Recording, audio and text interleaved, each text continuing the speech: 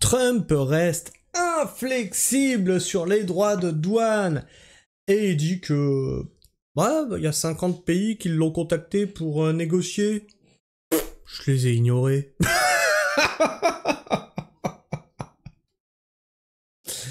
Droit de douane, l'administration Trump inflexible affirme que plus de 50 pays ont pris contact pour négocier.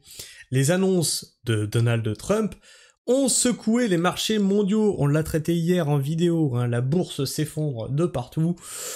Moi, ça changera rien à ma vie.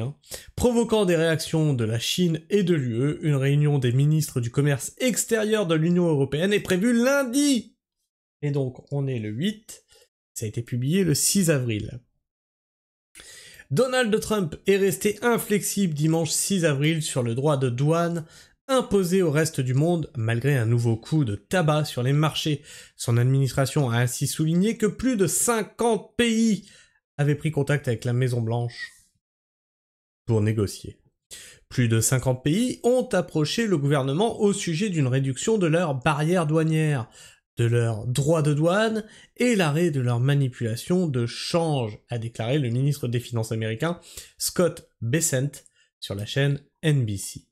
Le président républicain, dont les annonces ont fait plonger les marchés et déclenché un branle-bas de combat dans le reste de la planète, reproche aux partenaires économiques des États-Unis de les piller.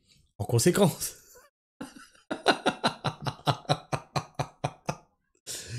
les Américains qui nous font les autres pays, vous nous traitez comme une colonie, vous êtes en train de piller nos ressources. Fallait l'oser celle-là. L'Empire qui dit aux autres que non mais c'est les autres les colons.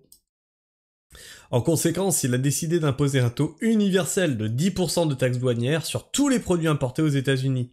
Entré en vigueur samedi, il va être relevé dès mercredi pour plusieurs dizaines de partenaires commerciaux majeurs, notamment l'Union européenne, 20% au lieu des 10% annoncés, et la Chine, 34%, voilà.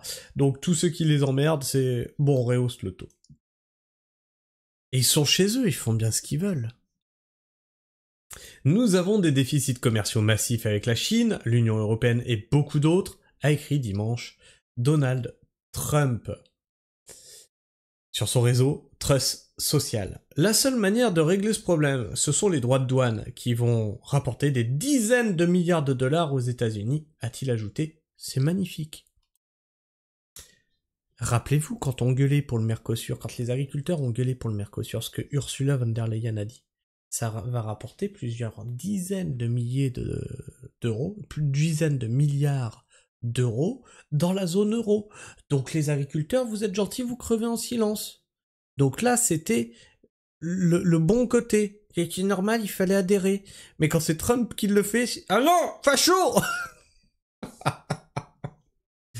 Nous allons voir si ce qu'ils ont à proposer est crédible, a expliqué Scott Bessent au sujet des partenaires commerciaux des États-Unis. Parce qu'après 20, 30, 40, 50 ans de mauvais comportement, on ne peut pas repartir de zéro. Et ouais, c'est le problème. Cracher à la gueule d'un allié, ça je l'ai souvent dit. Qu'est-ce que tu crois qu'au bout d'un moment l'allié va faire? Il va t'en mettre une. C'est comme vous êtes en train de faire avec Poutine. À un moment, il va t'en mettre une. Mais vous voulez jouer les gros bras là? Vous êtes, on est minuscule et on joue avec des catcheurs. Mais vous êtes des cons ou quoi? Ils ont pas conscience du danger en fait, je crois nos politiques. Après c'est pas, bah oui ils ont pas conscience du danger, c'est pas eux qui iront se battre. La Chine a immédiatement répliqué aux nouvelles taxes américaines et annoncé vendredi ses propres droits de douane. Les dirigeants européens ont eux multiplié les contacts au cours du week-end avant une réunion lundi au Luxembourg. Non, parce qu'en fait, l'Amérique, elle dit voilà, j'implique des droits de douane. La Chine, elle dit tu veux faire ça? Pas de souci. Nous aussi, on t'applique des droits de douane. Tu l'as dans le cul, Lulu. Ah, bisque, rage. Et là, l'Europe, elle est là. Ah, t'appliques des droits de douane? Allô? Chérie? S'il te plaît, décroche. Non, me quitte pas. S'il te plaît. Je décroche. On en est là en Europe.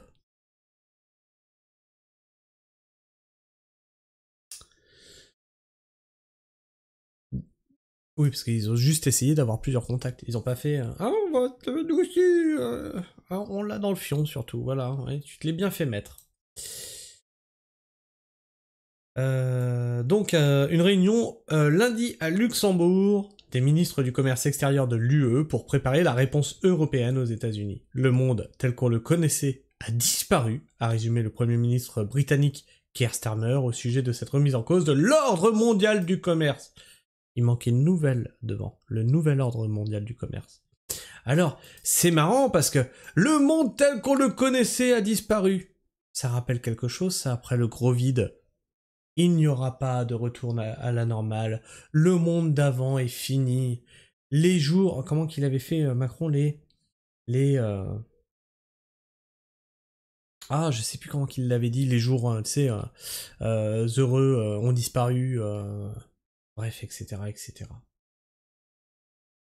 Une nouvelle chute de Wall Street en prévision. Interrogé sur la réaction violente de mes bourses, Donald Trump a fait valoir dimanche, à bord de l'avion présidentiel Air Force One, qu'il fallait parfois prendre un traitement pour se soigner. Bon, l'Union Européenne, vous vous rappelez du gros vide? Bon, ben je vais vous soigner, là, à base d'économie. Ouais, je vais vous donner une leçon économique. Oh, putain. Oh, putain, il me fait rire, hein. Il me fait rire. Dimanche soir, les contrats à terme, produits financiers utilisés pour prédire l'orientation des marchés, laissaient présager d'une nouvelle chute de Wall Street lundi. Après 2 premiers plongeons jeudi et vendredi, on ne peut perdre de l'argent que si l'on vend.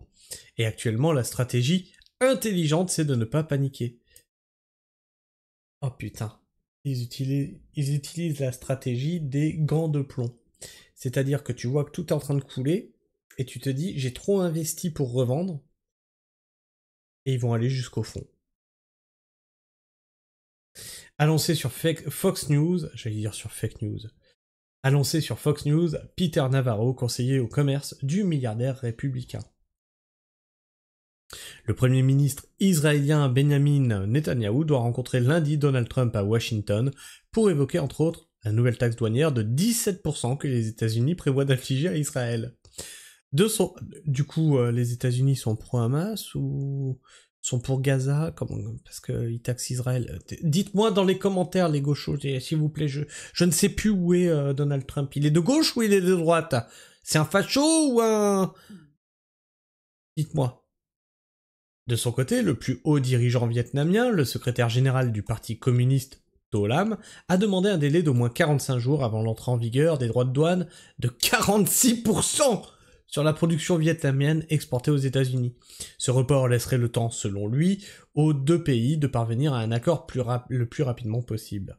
Ce n'est pas le genre de choses que vous pouvez négocier en quelques jours ou quelques semaines, a prévenu pour sa part Scott Bessent, laissant entendre que ces taxes pourrait rester en vigueur plusieurs mois au moins. Les pays qui ont proposé d'ouvrir des discussions le font parce qu'ils comprennent qu'ils vont subir une bonne partie de ces droits de douane. Oui, ils vont prendre une bonne raclée dans la gueule. Rigolez pas, on est concernés, hein. A jugé le principal conseiller économique de la Maison-Blanche, Kevin Hassett. Il s'opposait ainsi à la thèse selon laquelle ces nouvelles taxes allaient surtout pénaliser l'économie américaine, même s'il a concédé qu'il pourrait y avoir des hausses de prix. Je ne pense pas qu'on va avoir un effet majeur sur les consommateurs aux États-Unis, a-t-il insisté. La plupart des économistes s'attendent pourtant à ce que les nouveaux droits sur les produits importés aux États-Unis provoquent une accélération de l'inflation et freinent la consommation. Alors, est-ce que Trump va tirer les Américains vers le bas, au fond du gouffre, vers une inflation et un problème de consommation? Nous verrons ça dans les semaines à suivre. C'est palpitant en ce moment ce qu'il se passe dans le monde. On se croirait dans un épisode de South Park. Alors qu'il lui était demandé pourquoi la Russie ne figurait pas sur la liste des pays taxés, oh l'enculé, le conseiller économique a mis en avant les négociations en cours avec Moscou et Kiev sur la guerre en Ukraine. Je pense que le président a pris la décision de ne pas mélanger les deux questions, a-t-il déclaré. La Maison-Blanche avait expliqué mercredi que des pays comme la Corée du Nord ou la Russie n'étaient pas concernés car ils font l'objet de sanctions américaines, ce qui bloque déjà tout commerce significatif. Ah oui, d'accord, parce que ça bloque déjà tout le commerce, ok. Donc oui, bah tu fais pas de sanctions puisqu'il n'y a pas de commerce. Ok. Et toi, qu'est-ce que tu penses de tout ça? Est-ce que tu penses que Trump est un visionnaire, qu'il a raison de faire ce qu'il fait, ou que c'est un fou, et qu'il est en train de tirer non seulement les Américains vers le fond, mais avec eux, dans leur chute, le monde entier? Dis-moi tout ça dans les commentaires, partage-moi ton avis, ton opinion, et abonne-toi si tu es encore là en fin de vidéo. Puis tu peux partager cette vidéo autour de toi pour que les gens sachent que l'Europe est une petite pute au service des Américains. Voilà. Et tu peux liker cette vidéo, lui permet d'être plus visible dans les algorithmes de YouTube. Mais surtout, ça encourage un petit créateur à continuer le travail d'information qu'il fait sur cette chaîne. Sur ce, moi je vous fais la bise, prenez soin du sol, et restez pragmatique. Ciao.